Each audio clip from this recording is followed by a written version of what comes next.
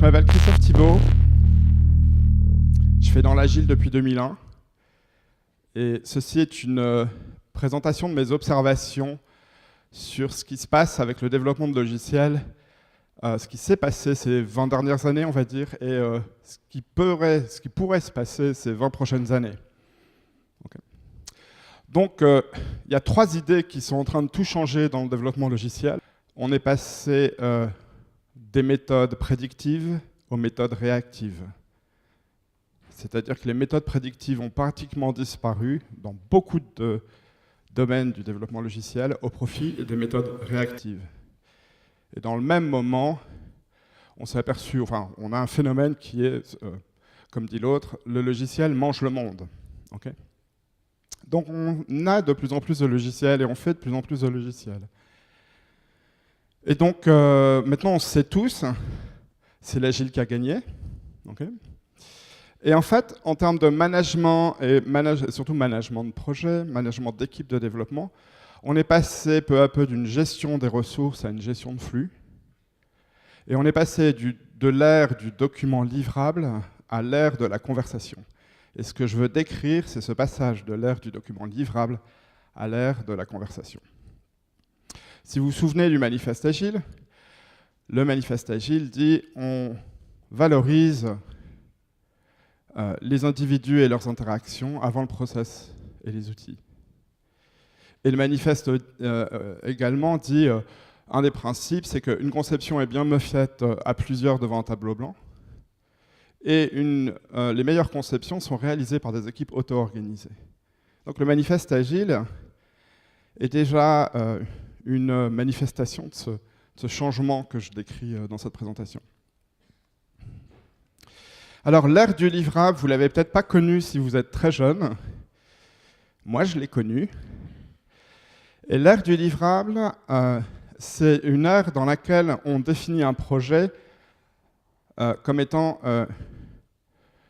une suite d'opérations, de tâches, réalisées par tout un chacun et correctement coordonnées. Donc si chacun fait sa tâche correctement et que tout ça est correctement ordonné, on obtient à la fin un logiciel. Okay.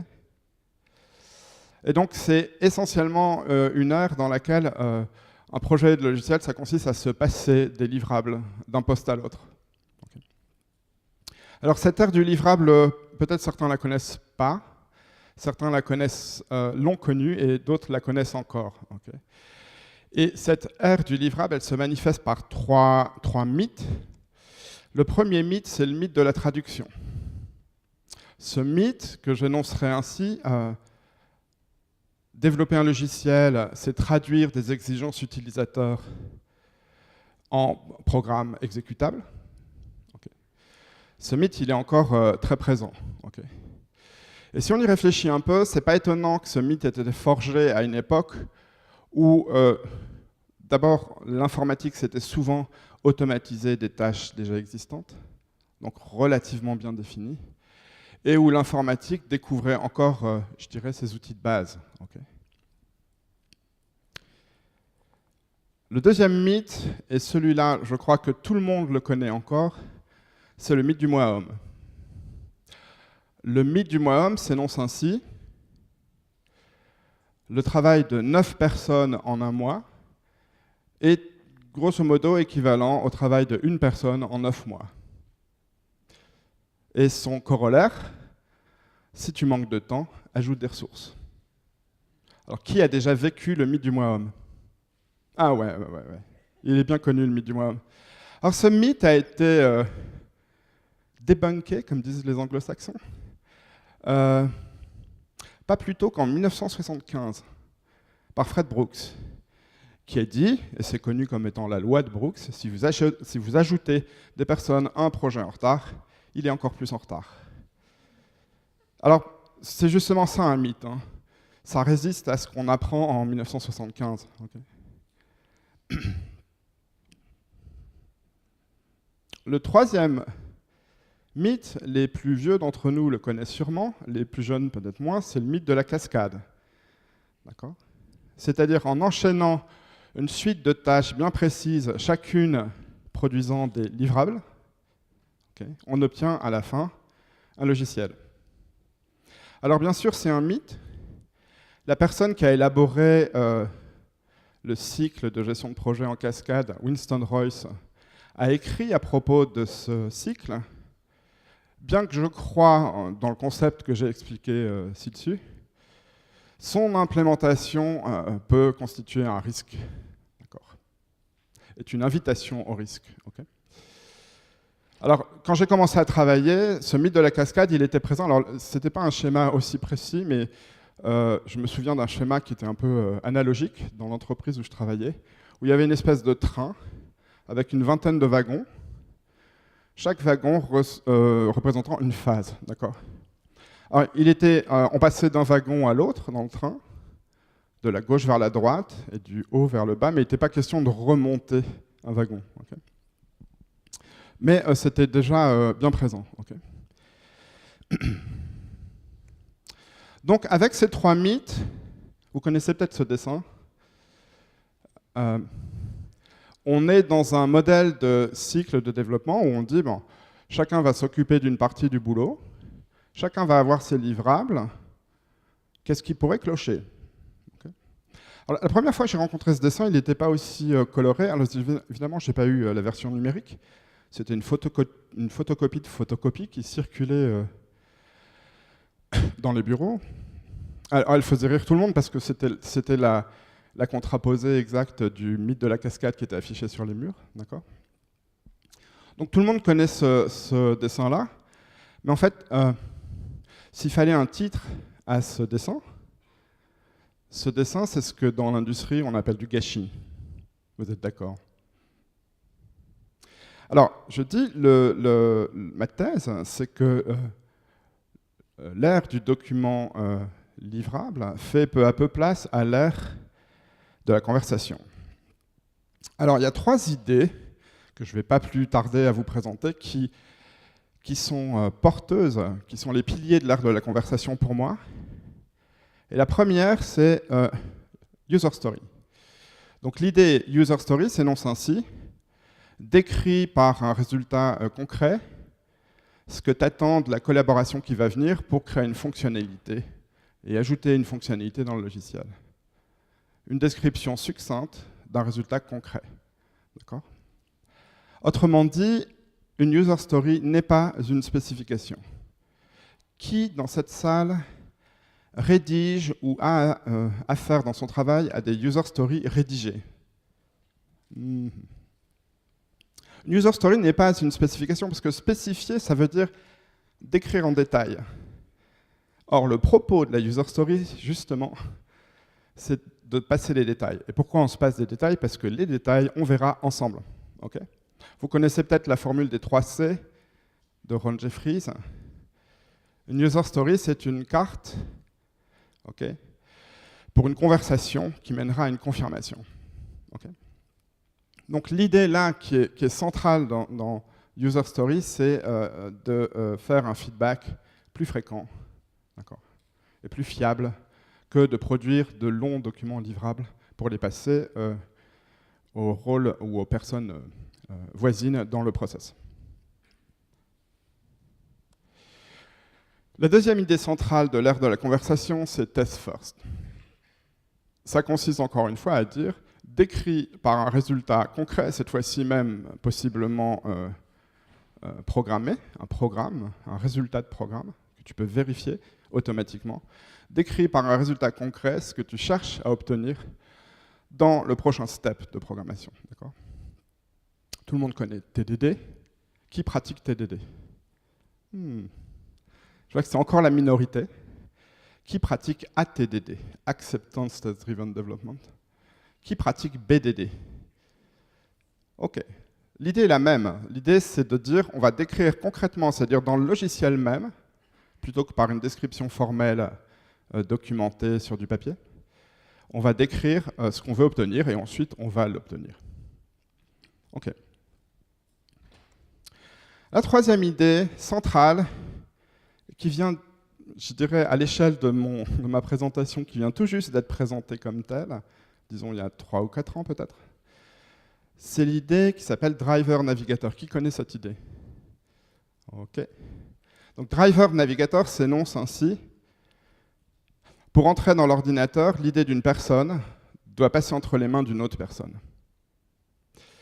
Alors ça c'est cool parce que un des critères de qualité du code en TDD, comme vous savez, c'est exprime l'intention. Et quoi de mieux pour que le code exprime l'intention que d'exprimer son intention à un autre ou une autre développeuse et lui demander d'implémenter ça, d'accord? Donc c'est ce qui se passe dans la technique appelée mob programming. C'est aussi ce qui se passe dans le pair programming. Et c'est ce qui se passe dans des revues, mais après la bataille. Dans une revue de code, vous expliquez votre code, les gens vous font des remarques, et vous dites « mais ce que je voulais dire, c'est… Okay ». Donc c'est un peu après coup. Mais ces 3 formes de revues, revue traditionnelle ou pair programming ou mob, revue instantanée, sont pour moi des instances de cette idée driver navigator. C'est-à-dire qu'on exprime le code, l'idée qu'on veut mettre dans le code à des humains, avant de chercher à l'entrer dans l'ordinateur. Alors voilà, ces 3 idées, elles ont déjà commencé à changer un peu les choses. Mais comme dans tout changement, si vous avez déjà vécu un grand changement dans votre entreprise ou même ailleurs, il existe ce qu'on appelle des forces de rappel. L'ère de la conversation, elle utilise ces 3 idées, d'accord? Ici, vous avez une entreprise qui s'appelle Menlo Innovation, qui fait du extreme programming, du pair programming, et qui fait reposer tout son cycle de développement logiciel, principalement sur la conversation. Et la dernière fois qu'ils ont eu une urgence, c'était en 1994. Ça marche plutôt bien. Mais comme je le disais, il y a des forces de rappel. Okay.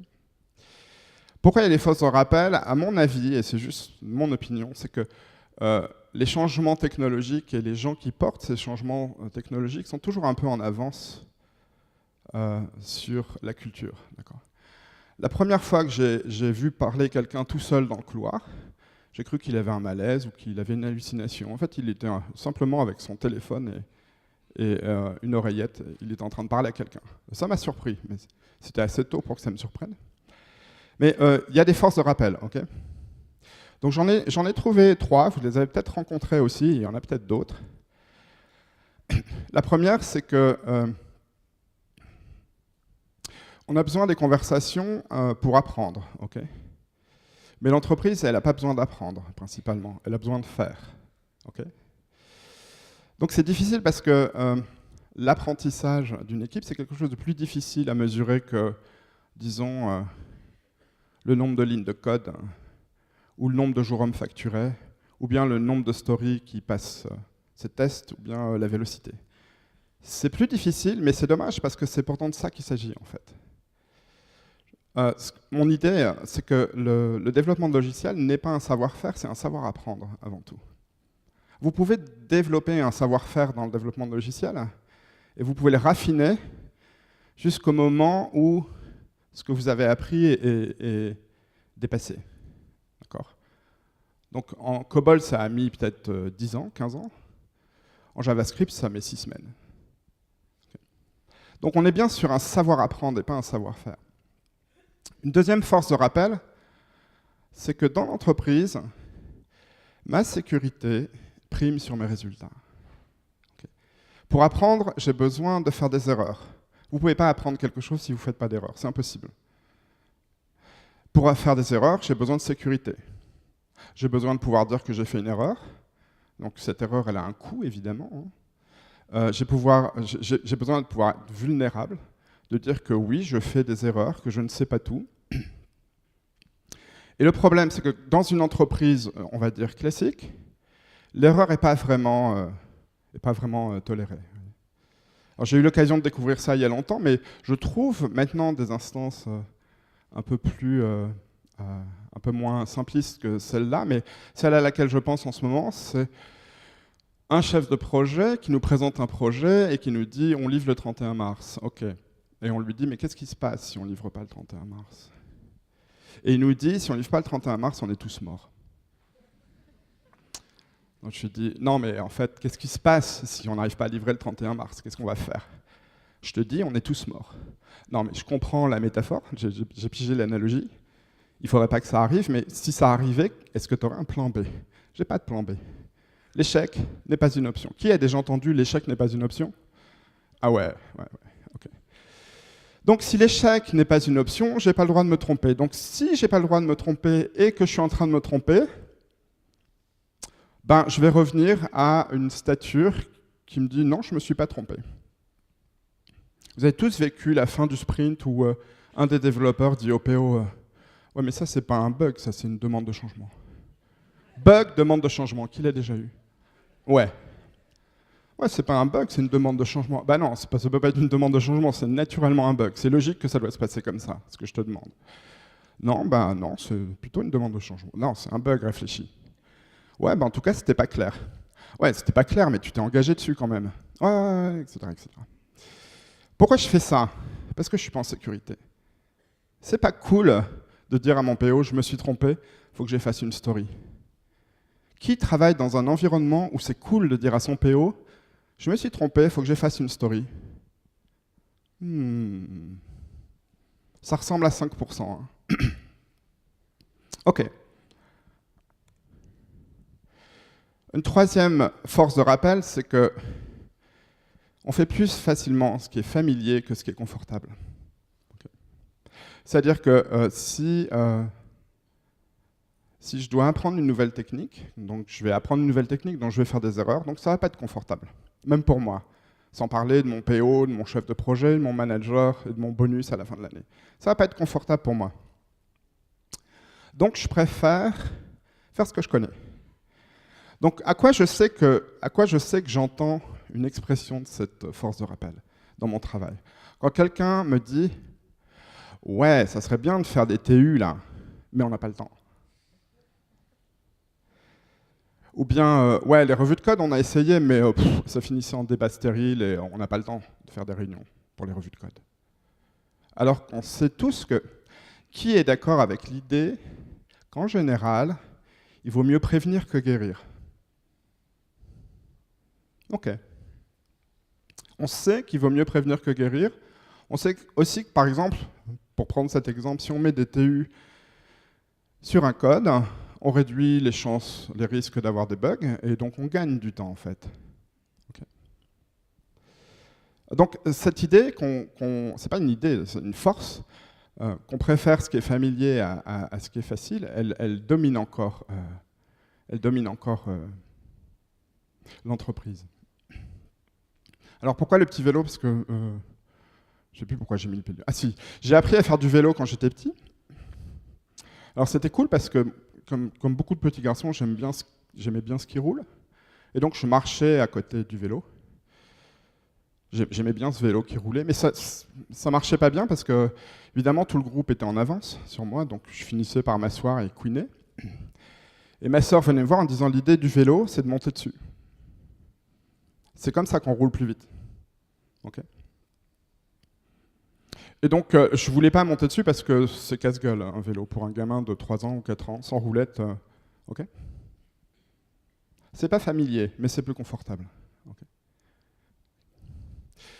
Et donc, ces forces de rappel, elles sont partout à l'œuvre dans l'entreprise. Okay. Est-ce que la notion de proxy PO vous dit quelque chose? Proxy PO. Okay. Donc moi, j'avais cru comprendre en lisant le bouquin Scrum que le PO, c'est un membre de l'équipe qui représente le métier. Donc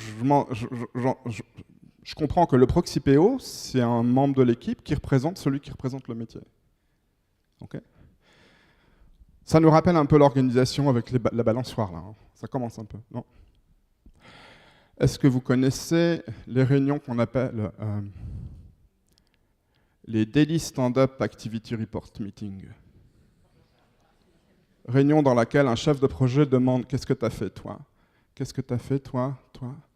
Non, fais plutôt ça à la place. » Ok, on reprend. Et on arrête de binomer, s'il vous plaît.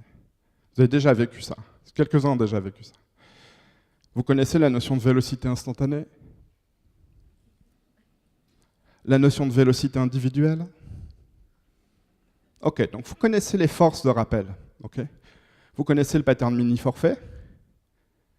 Mini-forfait, ça commence par un planning game dans lequel un PO vend des stories aux développeurs, et il faut vraiment les leur vendre. Ah ouais, mais attends, là, ça manque de précision, là, ton truc, attends, je ne sais pas si je peux m'engager. Moi, je ne m'engage pas là-dessus, qu'est-ce qui se passe si, etc., etc. Ensuite, on ne voit plus le PO, les développeurs travaillent, ils sont à fond, le nez dans le guidon, et ensuite, ça se termine 2 semaines ou 3 semaines après par une revue de sprint et une démo. Okay. Et là, on retombe sur la conversation. C'est pas un bug, c'est une bande de changement. Ça m'a toujours étonné qu'on puisse entendre à une revue de sprint, c'est pas un bug, c'est une demande de changement. C'est-à-dire qu'on puisse entendre ça 3 jours ou 7 jours ou 10 jours après que le problème se soit posé. Vous voyez, c'est étonnant. Et pour moi, c'est un des retours de force de rappel. Alors, la conversation, c'est bien gentil, mais ça coûte cher. En fait, chaque conversation possède un prix de transaction. Okay. Alors, on ne quantifie pas bien parce que cette transaction, elle est plutôt émotionnelle que financière.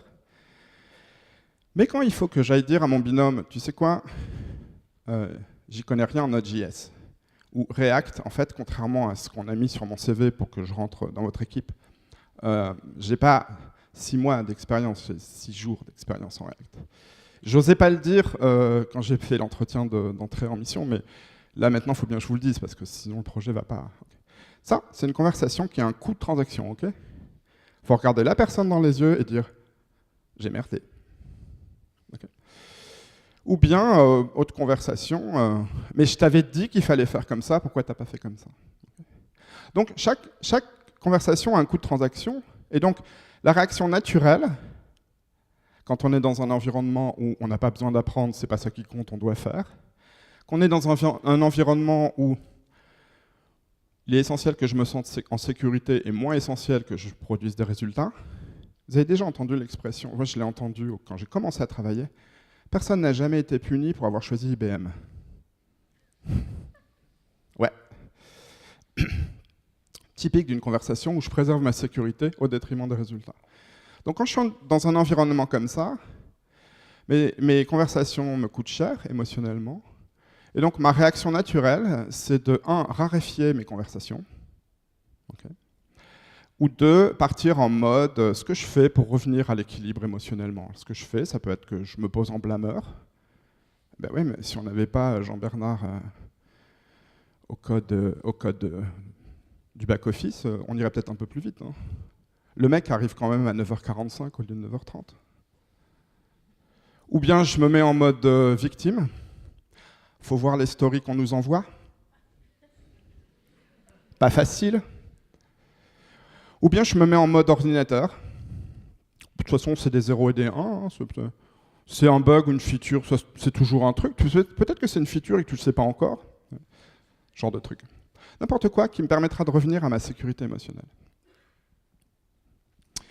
Ou bien alors, je peux apprendre à avoir de meilleures conversations. Okay. Parce qu'en fait, ce qui est définitif, ce qui est sûr, c'est que si le succès de notre projet repose sur la qualité des conversations, il faut que j'en ai de plus en plus, une plus grande fréquence, une plus grande qualité de conversation. Okay. Quand j'ai des conversations de mauvaise qualité, mes résultats sont moins bons que si j'avais des conversations de bonne qualité. Par exemple, vous avez peut-être déjà entendu, on a essayé de binomer, mais on n'était pas d'accord sur le design, alors on a décidé de se remettre chacun dans son coin. Vous avez déjà entendu ça? Ouais. Se pose la question, qu'est-ce qui se passe ensuite? L'application, on l'assemble comment? Il y a 2 designs alors en fait. Ou 7, ou 25. Donc, la qualité des conversations a un impact sur la qualité des résultats, et réciproquement, quand vous avez de meilleurs résultats, vous êtes moins dans l'urgence. Pour le dire concrètement, vous êtes moins à corriger des bugs à 20h. Okay, et donc vous avez le temps pour avoir de bonnes conversations. Autrement dit, ça peut être un cercle vicieux ou un cercle vertueux. Donc ce talk est en quelque sorte une invitation pour vous à améliorer la fréquence et la qualité de vos conversations. c'est-à-dire à vous entraîner. Alors vous allez me dire, on s'entraîne comment? Facile. User story, test first, driver navigator. En pratiquant ces 3 idées, vous allez devoir améliorer la qualité de vos conversations. Et voilà, c'est fini. Merci.